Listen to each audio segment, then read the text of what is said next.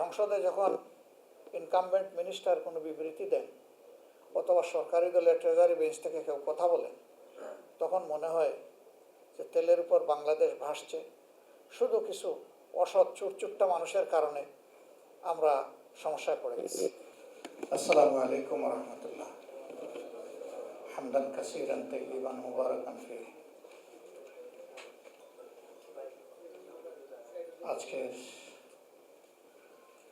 জ্বালানি সংকট, বিশ্ব পরিস্থিতি, বাংলাদেশের বর্তমান কৃষি, খাদ্য, তার নিরাপত্তা ঝুঁকি, এ নিয়ে আয়োজিত গুরুত্বপূর্ণ এই সেমিনারে সম্মানিত সভাপতি, সেমিনারে উপস্থিত বাংলাদেশের কৃষি অর্থনীতি এবং সামগ্রিক অর্থনীতি নিয়ে যারা ভাবেন সেই রকম অতি গুরুত্বপূর্ণ ব্যক্তিবর্গ এবং সম্মানিত কৃষিবিদ ভাই ও বোনেরা, আমি প্রথমেই ক্ষমা চেয়ে নিচ্ছি আপনাদের এই আয়োজনের সৌন্দর্যের হানি ঘটানোর এই দুর্দান্ত এবং বেমানান উদ্যোগ যে আমাকে নিতে হচ্ছে, এই জন্য যে আমি বক্তৃতা দিয়েই চলে যাবো, এটা অনেকটা স্বার্থপরতা। 2 নম্বর হলো যে এখানে বসে শিখতে পারতাম সবার কাছ থেকে। আমি ফিল করি যে আমি একজন লার্নার, যেখানেই যাই আমার শেখার সুযোগ আছে, বরঞ্চ আমি বঞ্চিত হব, আপনারা না। তারপরেও আগে কথা বলে চলে যাওয়ার এই সুবিধাবাদী মানসিকতার জন্য আপনাদের কাছে ক্ষমা চেয়ে, তবে এটা আমার জন্য না। আজকে দিনের মিনিমাম 5টা ইভেন্টস আল্লাহ যদি আমাকে হায়াতে বাঁচায় রাখেন তাহলে আমাকে কভার করতে হবে। আবার অনেক সময় কিছু ইভেন্টস এর মধ্যে আবার জেনারেট করে। এটা আমাদের সামাজিক যে ব্যবস্থা, এই ব্যবস্থার কারণে এরকম হয়ে থাকে। আবার আমি ফিরে আসছি আমাদের আলোচনার জায়গায়। ডক্টর মিজানুর রহমান সাহেব যখন বক্তব্য রাখছিলেন তখন তিনি বিবিএসকে কোট করেছেন এবং তিনি বলেছেন যে তাদের তথ্যের উপরেই আমাদেরকে নির্ভর করতে হয়। এই তথ্যগুলো অতীতে জাতিকে সবসময় যে সঠিক পথ রেখা দেখে দিয়েছে বিষয়টা এমন না।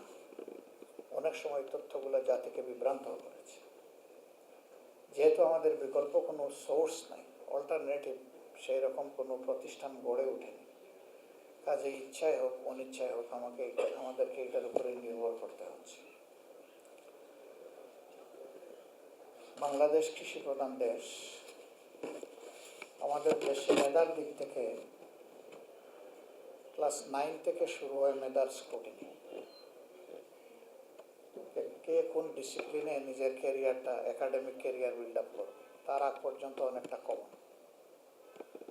9-এ উঠে যারা বিজ্ঞান মনস্ক, অবশ্য আমাদের দেশে একসময় বিজ্ঞান মনস্কতার সংজ্ঞা ছিল যে নাস্তিক, সে হইল বিজ্ঞান মনস্ক। আমি ওইটাকে বিজ্ঞান মনস্ক মনে করি না।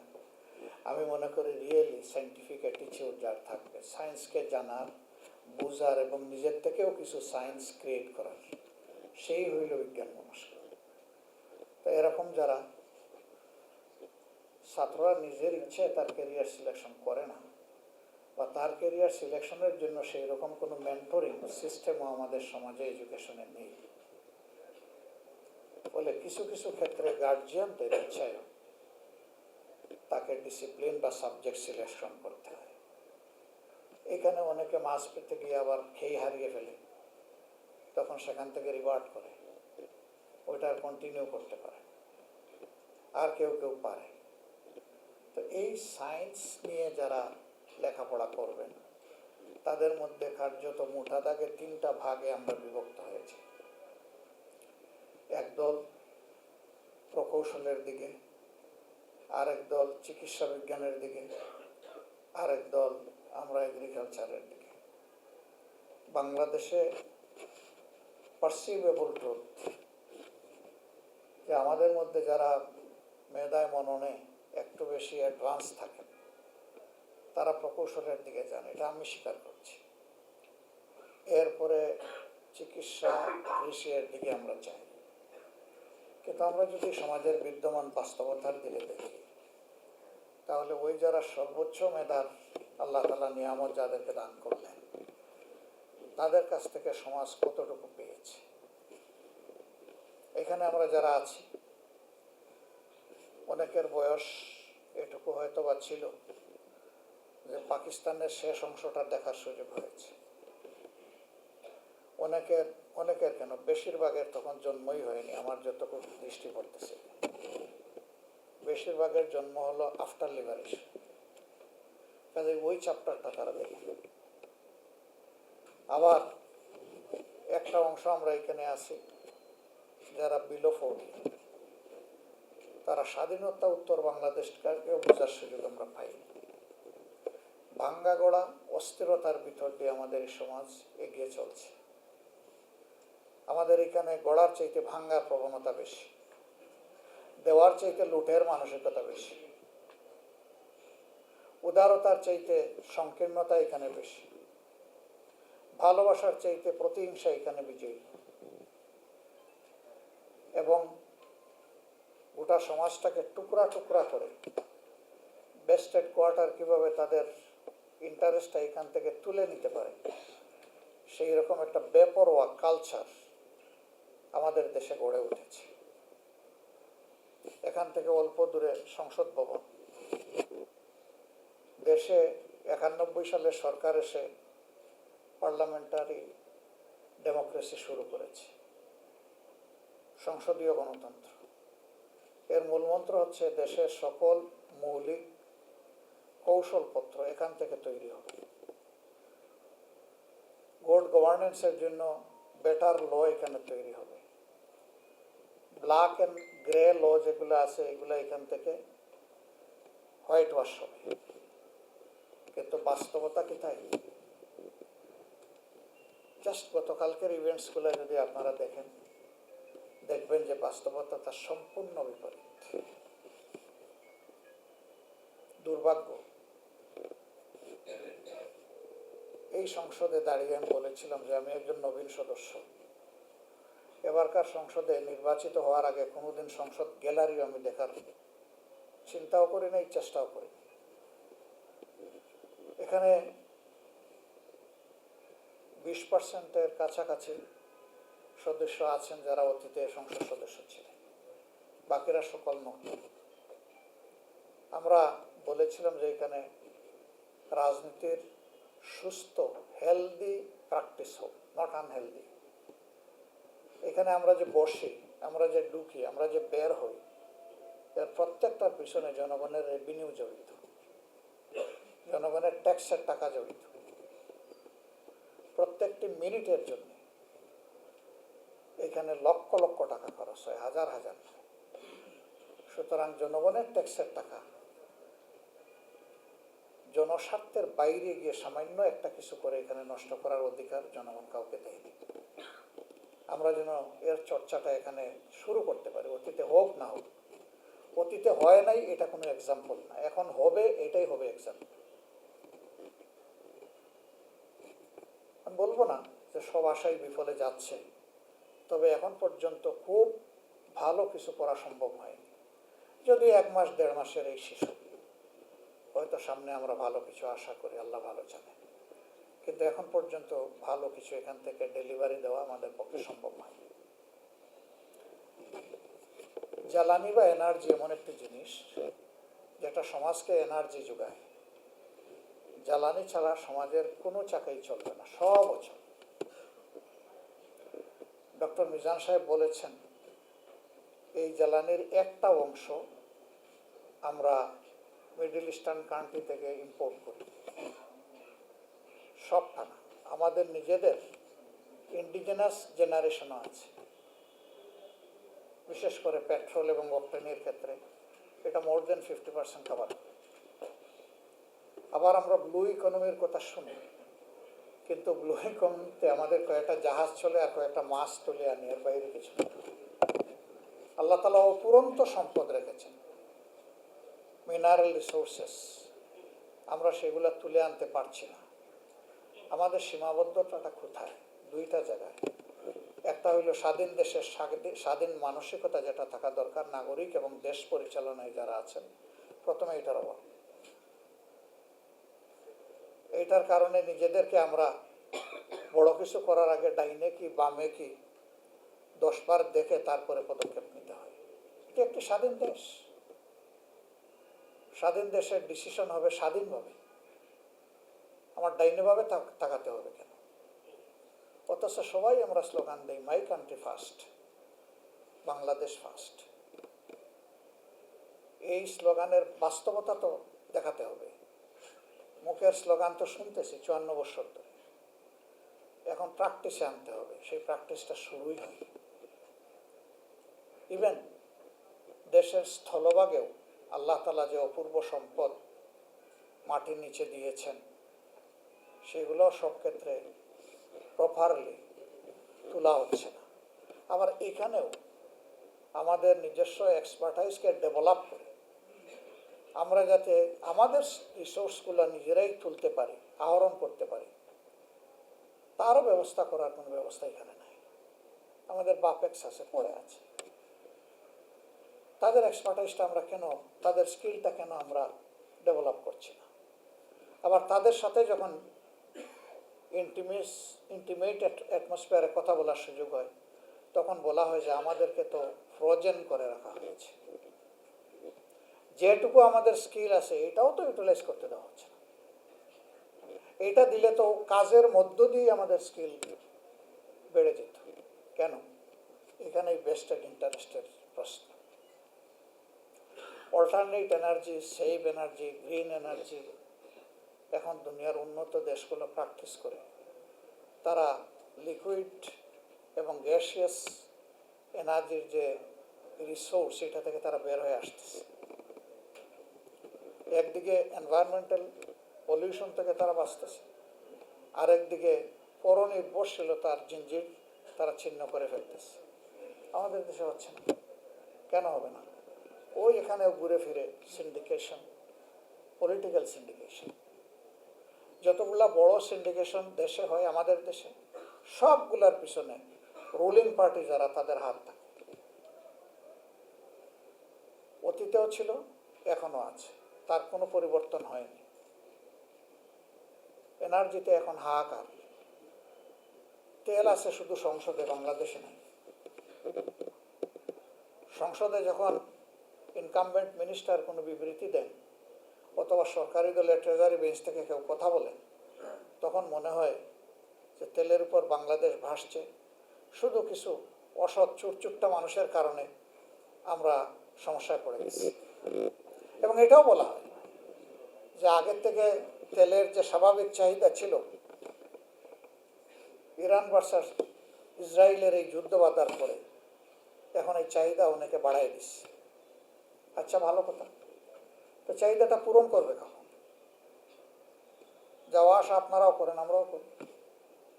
আমি রাত্রে 3টার দিকে একবার এই শহরে ঘুরালাম। ভাবলাম যে দিনের বেলা বোধহয় এই কিউগুলা হয়, গাড়ি ঘোড়া, মোটর বাইক, এগুলা। দেখি রাতের দৃশ্যটা কিসের সাথে কি, দেখি সেম এন্ড সিমিলার। ওখানে শুধু মোটরসাইকেল একটু কম দেখলাম, কিন্তু গাড়ির কোনো অভাব দেখলাম না। কিলোমিটার্স আফটার কিলোমিটার্স একের পিছনে আরেকজন লাইন দিয়ে দাঁড়ায় আছে, স্টিল হুইলগুলো মুভ করছে না। কার এমন গরজ লেগেছে 5 ঘন্টা, 7 ঘন্টা, 8 ঘন্টা কিউতে দাঁড়াইয়া এখান থেকে বাড়তি তেল নেবে? তার ডিমান্ডটাই পাচ্ছে না। একদিকে এই দৃশ্য, আরেকদিকে চুরাই বাজারে 2.5 গুণ দামে, আবার 3 গুণ দামে সেই তেল আবার বিক্রি হচ্ছে। এরা কারা? মাঝে মাঝে লুক দেখানো কিছু অপারেশন আমরা দেখি, এই সবগুলার পিছনে ফুটের জোর আছে বলে এগুলো হচ্ছে। মড়ার উপরে খাড়ার ঘা। বাইরে থেকে 3 গুণ 2.5 গুণ দামে যে তেল কিনতেছেন, টাকা তো যাচ্ছেই পকেট থেকে। বাড়তি ওই তেলের সাথে বেজাল কি মিশিয়ে বিক্রি করতেছে তাকে জানে। এবং অনেকেই এখন কমপ্লেন করছেন, তেল তো বললাম, গাড়ির তো চাকা ঘুরে না। একদিকে মানুষের পকেট কাটা হচ্ছে, আরেকদিকে এই মানুষগুলোর সম্বলগুলোকেও ধ্বংস করে ফেলা হচ্ছে। কৃষিতে 18% ডিমান্ড। আমাদের ডক্টর মিজান সাহেব তার এখানে যে কৌশলপত্র তিনি পেশ করেছেন, বলেছেন যে এটাকে অগ্রাধিকার দেওয়া। আসলে একটা সমাজ চলতে হলে 3টা ইন্ডাস্ট্রিকে ইকুয়াল এমফেসিস দিতে হবে। সেইটা দেশ এবং জাতির অবস্থার উপরে নির্ভরশীল। আমাদের দেশ কৃষি নির্ভর এখনো, এটা ভাবে 1 নম্বর এমফেসিস। 2 নম্বর আসবে ইলেকট্রোমেকানিক্যাল ইন্ডাস্ট্রি। এগ্রো বেসড ইন্ডাস্ট্রির পরেই আসবে 2 নম্বরে ইলেকট্রোমেকানিক্যাল ইন্ডাস্ট্রি। আর এই দুইটাকে আকাঙ্ক্ষার আলোকে, প্রত্যাশার আলোকে মানসম্মতভাবে যদি এখান থেকে সার্ভিস নিতে হয়, তাইলে এই দুইটার উপরে যে ইন্ডাস্ট্রি, এটা হচ্ছে হিউম্যান রিসোর্স ইন্ডাস্ট্রি। আমাদের 3টাতেই বেহাল দশা। হিউম্যান রিসোর্স ইন্ডাস্ট্রির এখন আছে আইসিইউতে। কবে এখান থেকে বের হবে আল্লাহ ভালো জানেন। এই ইন্ডাস্ট্রি ডেভেলপ করার জন্য দেশে অনেকগুলা ইউনিভার্সিটি গড়ে উঠেছে, পাবলিক ইউনিভার্সিটি, প্রাইভেট ইউনিভার্সিটি। ইউনিভার্সিটির প্রাণ হচ্ছে R&D। রিসার্চের উপরে সবচেয়ে বেশি গুরুত্ব দেওয়া হবে। আমাদের এখানে রিসার্চ বাজেট অ্যালোকেশন যখন হয়, তখন ফকিরের ভিক্ষা দেওয়া হয়। যা দেওয়া হয় এটাও প্রপার ইউটিলাইজ হয় না, এটা মিসইউজ হয়, পিলফারেজ হয়, লুটিং হয়, হয়তো বা তার একটা ক্ষুদ্র অংশ কাজে লাগে। আমরা এই ক্ষেত্রে একটু ব্যতিক্রম দেখি, একটু আশায় বুক বাঁধি, সেটা হচ্ছে এগ্রিকালচার সেক্টর। এ পর্যন্ত খাদ্যে যেটুকু কন্ট্রিবিউশন এগ্রিকালচার সেক্টরের, আমরা বাকি সেক্টরগুলোতে এটা দেখি না। এখানেও সরকারের সহায়তার চাইতে কমিটেড দেশপ্রেমিক মানুষগুলোর অবদান বেশি। এই জায়গায় যদি তাদেরকে প্রপার ইনসেন্টিভ দেওয়া হতো, তাহলে আমরা আরো অনেক এগিয়ে যেতাম। খাদ্য স্বয়ংসম্পূর্ণতা মানে আমি সংজ্ঞাটা বুঝি না। খাদ্য মানে কি শুধু চাল? খাদ্যের অনেক উপাদান আছে না? সেই উপাদানগুলোর কতটুকু আমরা বাংলাদেশে নিজেরা প্রডিউস করতে পারি? আমাদের কতটুকু? আমি তো দেখি যে আমাদের পুরা বেলিটাই আমরা বন্ধক দিয়ে রেখেছি বিদেশের হাতে। চালেও আমরা স্বয়ংসম্পূর্ণ না। মাঝে মাঝে আমরা গাল ভরা বলি শুনি, আমার আমলে, অমুকের আমলে, তমুকের আমলে আমরা খাদ্যে স্বয়ংসম্পূর্ণ ছিলাম। এগুলা সব ফাঁকা বলি, ব্লাফ টু দ্য পিপল। মানুষকে ধোঁকা দেওয়া হয় এগুলা বলে। এই চালও আমাদেরকে লক্ষ টন বিদেশ থেকে আমদানি করতে হয়। এর সাথে ডাল আছে, পেঁয়াজ আছে, মানে যাবতীয় জিনিস আছে, সবজি আছে। খুব বেশি যদি আমরা বলি, চাল এবং সবজিতে আমাদের মোটামুটি একটা অবস্থান আছে। বাকিটার অবস্থা কি? পুরা গরম মশলার বাজার আমাদের বন্ধ, আমাদের কোনো প্রোডাকশনই নেই। অথচ বড় গলায় বলতেছে খাদ্যে আমরা স্বয়ংসম্পূর্ণ। এটা একটা আনট্রু কমেন্ট। এখন এই খাদ্যে কৃষকরা যারা খাদ্যটা ফলাবে, আল্লাহর আসমান থেকে বৃষ্টি যদি ধরে আলহামদুলিল্লাহ। তো বৃষ্টি তো সবসময় সব দিনে ঝরে না, কিন্তু ধানের যে গাছগুলা, তাদের তো পানির প্রয়োজন হয়। তো এটা সেচের মাধ্যমে পূরণ করতে হয়। সেচ পাম্প চালাতে গেলেই তো তাকে জ্বালানিতে আসতে হয়। এখন সেই জ্বালানির কেইন নিয়ে কৃষক এক পাম্প থেকে আরেক পাম্পে দৌড়াদৌড়ি করতেছে, পাচ্ছে না। এখানেও সিন্ডিকেশন। দেখতেছেন যে জ্বালানি মজুদ আছে, সাইন লাগিয়ে রাখছে, এখানে জ্বালানি নাই, তেল নাই। পরে আবার ধরা পড়ছে এখানে আছে। এই তেলটাই বাইরে বাজারে পাচার করা হচ্ছে, ওখান থেকে বিক্রি হচ্ছে। ওখানে বিক্রি করতে গিয়ে তাকে বাড়তি টাকা গুনতে হচ্ছে। আবার তার পাওয়ার টিলার নষ্ট হওয়ার সম্ভাবনা আছে, পাম্পটাও নষ্ট হয়ে যাবে যদি ভেজাল কিছু ওখানে ঢোকে। এই যদি দুষ্টচক্র চলতেই থাকে, তাহলে মরু মৌসুমের যে খাদ্যের প্রাপ্তিটা আমাদের, যদিও এটা এখন কাটার সময় এসে গেছে, সাফারিং যা হবার হয়ে গেছে, কিন্তু এরপরে আউশেও যদি এটা কন্টিনিউ করে, ইতিমধ্যেই বিশ্ব খাদ্য সংস্থা থেকে শুরু করে জাতিসংঘ থেকে শুরু করে সবাই ওয়ার্নিং দিচ্ছে, যদি যুদ্ধ এখন থামেও তারপরেও তার প্রভাব কয়েক মাস চলবে, তাহলে সেখানে আমাদের অবস্থা কি? সেখানে আমাদের অবস্থা হচ্ছে যে আমাদের কোনো বাফার স্টক নেই। যা বলা হচ্ছে এগুলো আমরা মনে করি যে এটা সঠিক না, এটা ওই বিবিএস এর ডাটা। আমি কয়েকদিন একটা ব্যাংকের বোর্ডে বসার সুযোগ পেয়েছিলাম, 6 বছর। এই ব্যাংকের সুবাদে অন্যান্য ব্যাংকগুলোর সাথেও আমাদের যাতায়াত ছিল। অ্যানুয়াল ব্যালেন্স শিট যখন তৈরি হবে তখন তৎপরতা ব্যাংকগুলোতে বেড়ে যেত, কিভাবে ডিভিডেন্ড আছে এটা শো করা যায়, প্রফিট বাস্তবে নাই কিন্তু এখন জেনারেট করতে হবে কাগজে। এটাকে টপ ড্রেসিং বলা হয়। সেই টপ ড্রেসিং করে ডিভিডেন্ড দেওয়া হতো। কাজের গরু কেতাবে আছে, মাঠে নেই। এবং ডিভিডেন্ড ডিক্লারেশন করে বলা হতো এটা stock dividend, not cash dividend.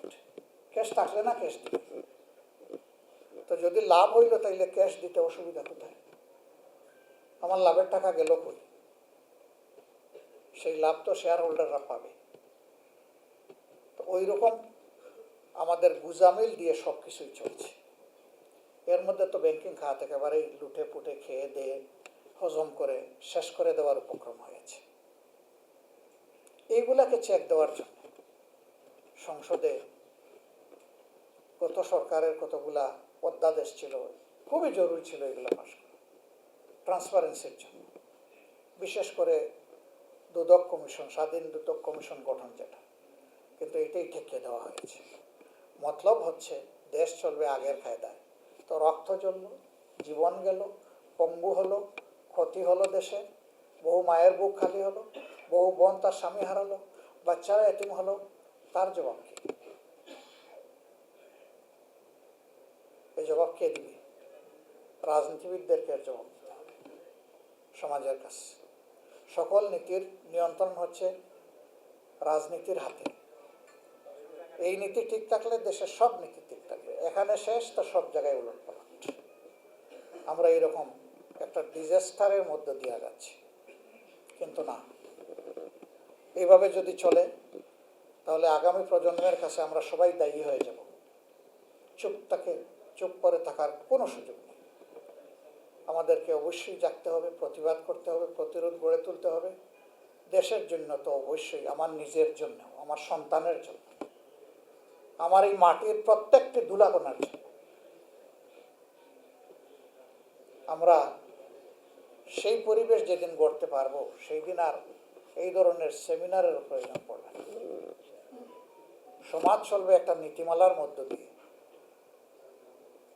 এখন সমাজ চলছে গুজামিলের মধ্য দিয়ে।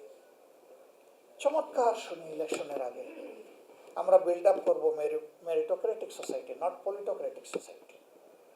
বাট জাস্ট আফটার ইলেকশন আমরা বলি যে এটা কখন জানি কোথায় বলেছিলাম নাকি, মনে পড়ে না তো। আমাদের ভাবটা হয়ে যায় এরকম,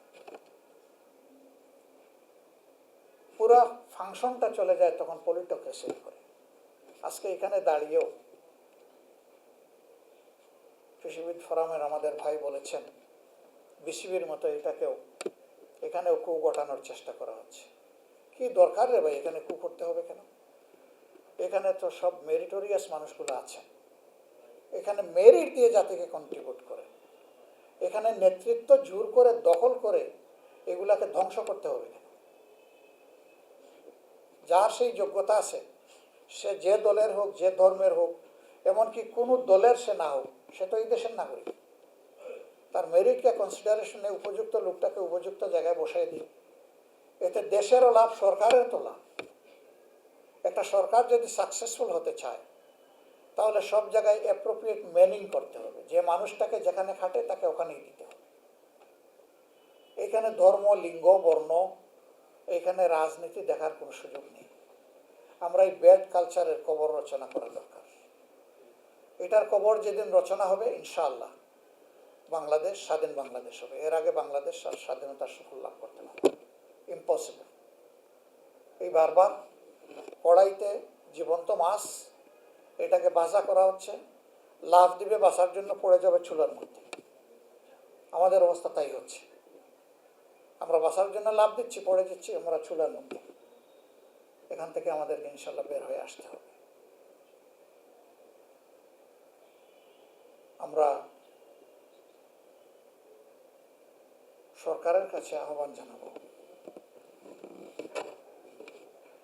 সম্প্রতি অতীত থেকে আমরা আসেন সবাই শিক্ষা নিই। পাপ তো বাপকেও ছাড়ে না। ক্ষমতা মানুষকে অন্ধ করে ফেলে। তখন আর এই ট্রান্সপারেন্ট লুকিং গ্লাস অথবা স্পেকটাকল থাকে না। তখন স্টিলের গ্লাস এখানে পড়ে যায়, এই জন্য সমাজকে আর দেখে না। আসুন আমরা ট্রান্সপারেন্স গ্লাস দিয়ে সমাজটাকে দেখি, মানুষের হাহাকার বোঝার চেষ্টা করি। কৃষির যদি এই দেশে বিপর্যয় ঘটে, গোটা জাতির বিপর্যয় ঘটে। কোনো বিদেশি ঋণ আর সহায়তায় জাতিকে কোমর সোজা করে দাঁড়াতে সুযোগ করে দিতে পারবে না। কৃষি বাঁচলে দেশ বাঁচবে, এটা যেন আমরা ভুলে না যাই। সমাজের যার যেখানে যতটুকু গুরুত্ব পাওয়া উচিত তাকে ততটুকুই দিতে হবে। কৃষি আমাদের প্রধান, কৃষি আমাদের দ্বিতীয়, কৃষি আমাদের তৃতীয়, এরপরে অন্যগুলা। এখানে যারা আজকে আছেন তাদের প্রতি আমার অনুরোধ, আল্লাহ তাআলার দেওয়া এই মেধা, আমরা এটা কোনো জায়গা থেকে কিনে আনি নাই, আমাদের বাপ দাদারাও কিনে আনে নাই। আল্লাহ দান করেছেন আমাদের স্কালের ভিতরে মেধাগুলি। এই মগজটা আল্লাহর দান, আল্লাহর নিয়ামত। আমাকে না দিয়ে আল্লাহ তাআলা একজন সাধারণ মানুষকে দিতে পারতেন, আপনাকে না দিয়ে অন্য কাউকে আল্লাহ এটা দিতে পারতেন। আল্লাহ তাআলা ময়দানে হাশরে সেই সমস্ত লোককেই তার ভালোবাসার চাদর দিয়ে ঢেকে দেবেন যারা তার প্রত্যেকটা নিয়ামতের শুকরিয়া আদায় করেছে। আর নিয়ামতের শুকরিয়া আদায় করার অর্থ মুখে তার প্রশংসা করা, কাজে তা বাস্তবায়ন করা। আমরা অন্তর দিয়ে প্রশংসাও করব আল্লাহ তাআলার, হামদ করব, এবং কাজের মাধ্যমেও আমার এই মেধার কাছে আমার নিজের, আমার পরিবারের, আমার জাতির যে পাওনাটুকু আছে সেটা সর্বোচ্চটা আমরা পরিশোধ করার চেষ্টা করব। যদি এইভাবে করি, হাসরের দিন দুই দলে মানুষ ভাগ হয়ে যাবে। একটা দল চমকানো চেহারা নিয়ে আল্লাহ তাআলার সামনে দাঁড়াবে। আল্লাহ তাআলা তাদের জন্য হিসাবটা খুব সহজ করে দেবেন, কারণ আল্লাহ আলিমুল গায়ব আলিমুম বিজাতিস সুদূর। আল্লাহ অদৃশ্যের খবর একমাত্র তিনিই রাখেন, আর সমস্ত সৃষ্টির অন্তরের খবরটাও শুধু তিনি রাখেন। এটা জানেন। ভালো ছাত্র আপনারা ডিল করেন, ভাইবার টেবিলে আসলে ওকে বেশি কষ্ট দেওয়া হয় না, তাকে সাধারণ কোনো প্রশ্নও করা হয় না, বরঞ্চ তাকে ভালো কিছু দিতে হলে দুই একটা ক্রিটিক্যাল কোয়েশ্চেনের আনসার তার কাছ থেকে আপনারা এক্সপেক্ট করেন। যখন সে দিয়ে দেয়, গুড বাই, যাও, গুড লাক, আপনি ডিসাইড করে ফেলেছেন যে তাকে ভালো কিছু দিবেন। আল্লাহ তাআলাও হাসরের দিন এই মানুষগুলোর খুব সহজ, খুব সংক্ষিপ্ত বিচার করে বলবেন, যাও তোমার এই অ্যাওয়ার্ডের দিকে আগায় যাও, this destination for you, this is জান্নাহ। আরেক দল মানুষ এর আগে হাঁটু গেড়ে আল্লাহর সামনে বসবে, কালামে হাকিমের ভাষা, দুলামলিন চেহারা নেই। আল্লাহ তাআলা তাদেরকে ফিরে তাকাবেন না তার রহমতের নজর। এরা নিজে সেদিন ধিক্কার দেবে, তাদের অপকর্মগুলা রিলে ভাসতে থাকবে, ভয়ে ঘামতে থাকবে। সেই কিয়ামতের ময়দানে কারো হাঁটুর টাকনো পর্যন্ত, কারো তার হাঁটু পর্যন্ত, কারো কোমর পর্যন্ত, কারো নাক বরাবর নিজের ঘামে সে ডুবতে থাকে। এই মানুষ আল্লাহ তাদেরকে অপদস্থ করে জাহান্নামের দিকে পাঠাবেন। আজকে এখানে আয়াত তেলাওয়াত হয়েছে, জাহান্নামের পাহারাদার খাজানায়ে জাহান্নাম জিজ্ঞেস করবেন, কিরে তোমাদের কাছে আল্লাহর কোনো সতর্ককারী যায়নি, কোনো কিতাব নাজিল হয়নি? হ্যাঁ গিয়েছিল। তোমরা কি করেছো? বলবো যে কাউকে আমরা মিথ্যুক বলেছি আর কাউকে আমরা এড়িয়ে চলেছি। তখন তাদেরকে বলা হবে, যাও ঢুকো, এখানেই থাকো চিরকাল, পড়তে থাকো, ফুটন্ত পানি জ্বলন্ত আগুন, এর ভিতরে দৌড়াদৌড়ি চলবে তাদের। আল্লাহ মহাবিপদ থেকে আমাদেরকে রক্ষা করে। আল্লাহ সেদিন যাকে সম্মান দেবেন সে চিরস্থায়ীভাবে সম্মানিত হবে, আর আল্লাহ সেদিন যার সম্মান কেড়ে নেবেন, the day of final judgement, সেদিন সে চিরদিনের জন্য অপদস্থ হয়ে থাকবে। ইল্লা মা শা আল্লাহ, আল্লাহ যদি অন্য কিছু মনস্থ করেন যে কিছুদিন জাহান্নামে শাস্তি দেওয়ার পরে কাউকে মুক্তি দেবেন, সেটা আল্লাহর ব্যাপার, কিন্তু তাকে যেতে হবে সেই ডেস্টিনেশন। তা আমরা আল্লাহর শুকরগুজার বান্দা হই, তাহলে এই দেশটা আলহামদুলিল্লাহ ভালো দেশ হয়ে যাবে ইনশাআল্লাহ। প্রত্যেকটা মানুষ যদি আল্লাহকে ভয় করে, তার দায়িত্ব পালন করে, আল্লাহকে ভালোবেসে তার দায়িত্ব পালন করে, ভয় তামা ও খাওয়াফন, আশা এবং ভয়, এই দুইটার মধ্যে যদি আমাদের জীবনটা পরিচালিত হয়, আলহামদুলিল্লাহ বাংলাদেশ মুক্তি পেয়ে যাবে। আমি সরকারকে অনুরোধ করব, ডিমান্ড ম্যানেজমেন্টটাকে আপনারা স্বচ্ছ করুন, বাফার স্টক অগ্রাধিকার দিয়ে গড়ে তুলুন, মিনিমাম 60 থেকে 90 দিনের মজুদ আমাদেরকে রক্ষা করতে হবে, এবং সিন্ডিকেশন ভেঙে দিয়ে অল্টারনেট এনার্জি জেনারেশনের কাজটাকে শর্ট, মিড টার্ম এবং লং টার্ম স্ট্র্যাটেজি নিয়ে বিল্ড আপ করুন। তাহলে জাতি শ্রদ্ধার সাথে আপনাদেরকে স্মরণ করবে, আমরা সবাই সহযোগিতা করব। কিন্তু একই সিন্ডিকেশনের পথে, ধ্বংসের পথে, ফ্যাসিজমের পথে, গায়ের জোরের পথে যদি হাঁটা হয়, তাহলে আমাদের কমিটমেন্ট হচ্ছে আল্লাহর দেওয়া তামাম শক্তি দিয়ে আমরা পথে বাধা হয়ে দাঁড়াবো ইনশাআল্লাহ, এবং এই গতি ফিরিয়ে দেবো ইনশাআল্লাহ। আপনারা সবাই ভালো থাকবেন। আজকের এই আয়োজন সফল হোক, জাতির জন্য কল্যাণকর হোক, এই বার্তা যারা বুঝার তারা সঠিকভাবে বুঝুক, এই প্রত্যাশা ব্যক্ত করে আমাকে এখানে সুযোগ করে দেওয়ার জন্য আল্লাহ তাআলার শুকরিয়া এবং আপনাদের কৃতজ্ঞতা আদায় করে আবারও আমার পক্ষ থেকে ক্ষমা চেয়ে এই আয়োজনের সৌন্দর্য হানি ঘটানোর জন্য আমি বিদায় নিচ্ছি। আল্লাহ হাফিজ। আসসালামু আলাইকুম ওয়া রাহমাতুল্লাহি ওয়া বারাকাতুহু।